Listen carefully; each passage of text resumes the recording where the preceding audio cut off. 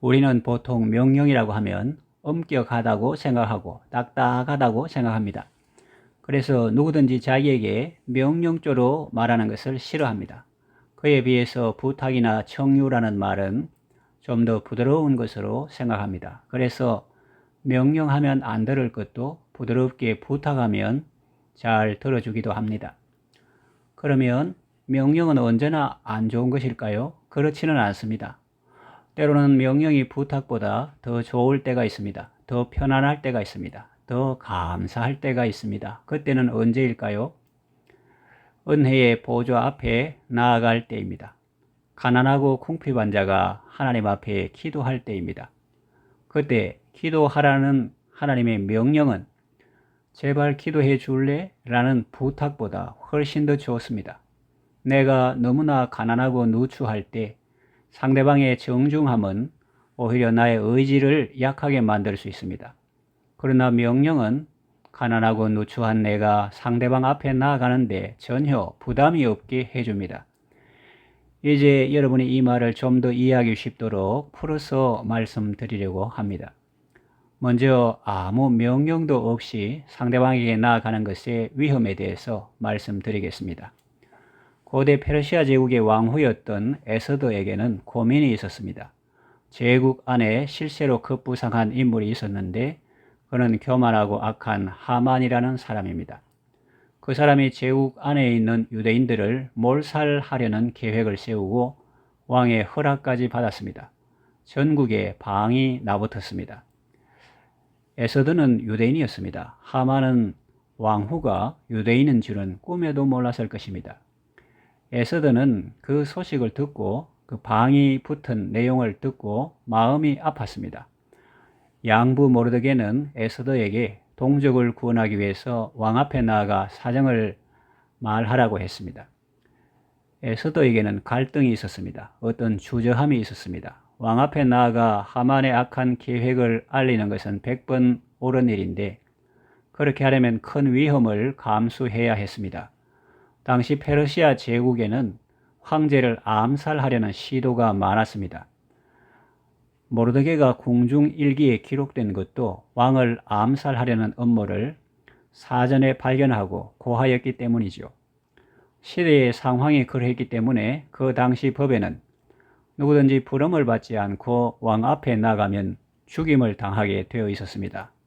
다만 왕이 금규를 내밀면 죽지 않았습니다.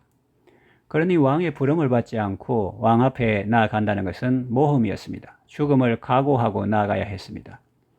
그리고 에스더는 왕의 부름을 입어 왕에게 나아가지 못한 지가 이미 30일입니다. 왕이 자기를 잊어버렸는지도 모릅니다. 그리고 그 왕은 성격이 아주 괴팍합니다.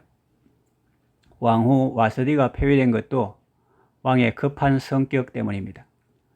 왕의 아름다움을 과시하려고 잔치에 불러냈다가 오지 않자 노하여 폐위시켜버립니다. 그리고 나중에는 그리워합니다. 그래서 그 다음 왕으로 에스더가 간택된 것 아닙니까? 왕이 오라고 했는데 안 온 것이 죄라면 왕이 부르지도 않았는데 제 발로 먼저 나오는 것은 어떻게 보면 더 큰 죄라고 볼 수도 있습니다. 왜냐하면 앞에 것은 소극적인 행동이지만 뒤에 것은 그보다 더 적극적인 행동이니까요.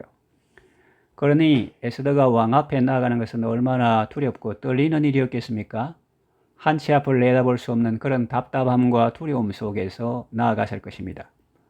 오직 민족을 구하겠다는 일념으로 오직 하나님의 은혜를 기대하면서 말입니다. 여기에 비하면 우리는 어떻습니까? 우리는 하나님의 부름을 받지 못했습니까? 천만의 말씀입니다. 하나님은 여러 번 우리를 기도의 자리로 부르셨습니다.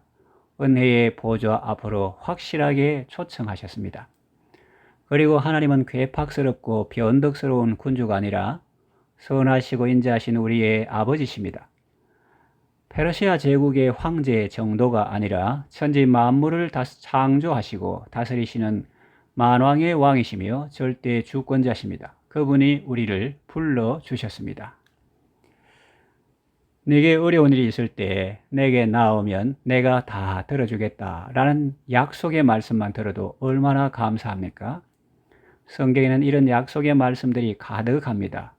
역대하 7장 14절 보면 내 이름으로 일컫는 내 백성이 그들의 악한 길에서 떠나 스스로 낮추고 기도하여 내 얼굴을 찾으면 내가 하늘에서 듣고 그들의 죄를 사하고 그들의 땅을 고칠지라 말씀하셨고, 또 요한복음 14장 14절 보면 내 이름으로 무엇이든지 내게 구하면 내가 행하리라 말씀하셨고, 베드로전서 5장 7절에 너희 염려를 다 주께 맡기라 이는 그가 너희를 돌보심이라고 말씀합니다. 이런 약속의 말씀만 받아도 감사하거늘 우리는 하나님의 명령까지 받았습니다. 성경에는 기도 응답에 대한 약속과 함께 기도하라는 수많은 명령의 말씀들이 있습니다. 시편 2편 8절 내게 구하라 내가 이방 나라를 네 유업으로 주리니 내 소유가 땅끝까지 이르리로다. 시편 81편 10절 나는 너를 애굽 땅에서 인도하여 낸 여호와 네 하나님이니 네 입을 크게 열라 내가 채우리라. 예레미야 33장 3절 너는 내게 부르짖어라 내가 네게 응답하겠고 네가 알지 못하는 크고 은밀한 일을 네게 보이리라. 마태복음 7장 7절 구하라 그리하면 너희에게 주실 것이요 찾으라 그리하면 찾아낼 것이요 문을 두드리라 그리하면 너희에게 열릴 것이니. 요한복음 14장 14절 내 이름으로 무엇이든지 내게 구하면 내가 행하리라. 요한복음 16장 24절 지금까지는 너희가 내 이름으로 아무것도 구하지 아니하였으나 구하라 그리하면 받으리니 너희 기쁨이 충만하니라. 빌립보서 4장 6절 아무것도 염려하지 말고 다만 모든 일에 기도와 간구로 너희 구할 것을 감사함으로 하나님께 아뢰라. 데살로니가전서 5장 16절에서 18절 항상 기뻐하라 쉬지 말고 기도하라 범사에 감사하라. 하나님께서 까마귀에게 울라고 명령하지 않으셨습니다. 까마귀는 그저 본능적으로 우는 것입니다. 그렇게 우는데도 하나님은 먹을 것을 주십니다. 그런데 우리는 어떻습니까? 우리는 하나님께 기도하라는 명을 받았습니다. 이것은 약속보다 더 강한 것입니다. 명령을 받았기에 주저하지 않고 나아가 아뢰일 수 있습니다. 염치불구하고 언제든지 아뢰일 수 있습니다. 약속을 넘어 명령까지 해주신 것은 우리에게 대한 한없는 사랑의 증거입니다. 이제 말씀을 정리하며 맺으려고 합니다.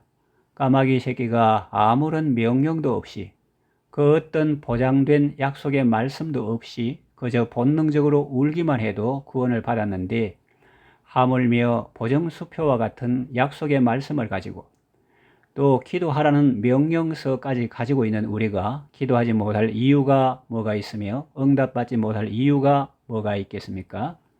그 명령서를 가지고 은혜의 보좌 앞에 언제든지 거리낌 없이 나아갈 수 있으며 그 약속의 말씀을 붙들고 강하게 요구하고 주장할 수 있는 것입니다. 그러니 여러분, 예수님의 명령에 순종하며 약속의 말씀을 붙들고 더욱 담대하게 기도하시기를 바랍니다. 기도하겠습니다. 에서드는 왕의 부름 없이 왕 앞에 나아갔습니다. 그러나 우리는 하나님의 부름을 받았습니다.